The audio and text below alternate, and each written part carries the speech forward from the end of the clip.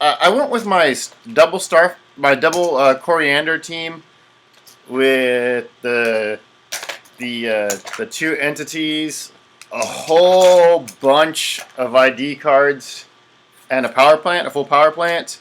My reasoning for this was because I could put the power plant in my checked bag and feel confident that it would arrive unbroken, and like some of the other resources, which was a big concern of me. So yeah, I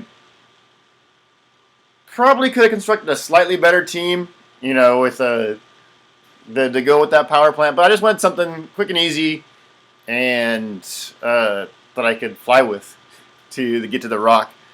Um, yeah, my first game was against Kevin Fruz, who's a super famous player, and he was running a Justin Seifert, the Alpha Sentinel team, and I knew I had to get rid of that Justin Seifert, which I was able to do, and I was really proud of myself. But it, it the damage was done. Like he missed, I guess, his first attacks against the Corianders with the Justin Seifert, and so once I killed Justin Seifert, I was like, yes, and then he's like, nah, multi attack, and he just ate my Coriander's lunch pretty fast. My second match was definitely one of, I think, my best played matches. It was against a Kyle, an Abensur, Atomica, and then a Green Battery. And the Green Battery was just brutal on me because I was using Coriander's move and attack, outsiding herself and then moving and attacking. Well, Outsiders is a free action. Green Battery says one free action per turn. So I could, if I wanted to move an attack, I could make that free attack during the move. Or I could Outsiders myself, and I wouldn't be able to make the movement attack. So until we got to the final slug out position, I had to swing 9s on 19s and stuff like that. I did eventually chip away Atomica and Abensur, and it came to Kyle, and I just had to double tap that sucker and before I even did anything. And it came down the time. He'd KO one of my Corianders, and that was pretty much game. Even if it was like 2 minutes longer, he would have finished off the second one because I couldn't have double tapped Kyle at all.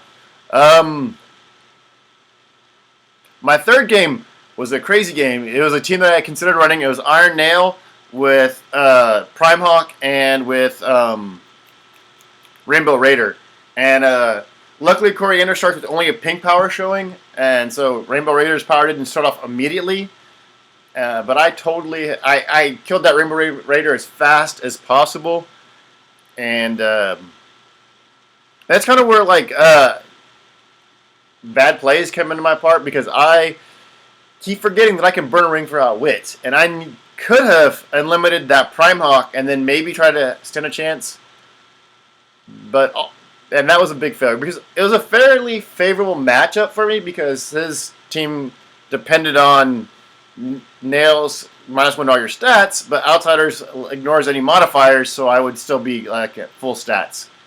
But man, he just rolled great for his blades rolls. He was the first one was 5, and then basically destroying my Coriander. The second one was I hit him a little bit, and then he blades flurried me for 5 both times. It was, yeah, my team didn't go very long. My fourth round was against it was the Fast Forces Age of Ultron Movie Hulk. It was against Scarlet Witch and a White Battery. So I'm guessing that Hulk was at 200 points, and it was the Captain America ID card with the 50-point Fast Forces Captain America, which was super important because I looked at it and assumed, just playing so much Age of Ultron, that it was the Age of Ultron Captain America. I'm sorry, it's the Fast Forces Age of Ultron Captain America. So, the round shield one, the one that gives free movement to Avengers, which Hulk happens to be. So Hulk, I positioned myself out where I thought I was at a charge range, but I was not. And he ran in and he smashed my Coriander. I retaliated. He rolled that special power that puts him on his last click.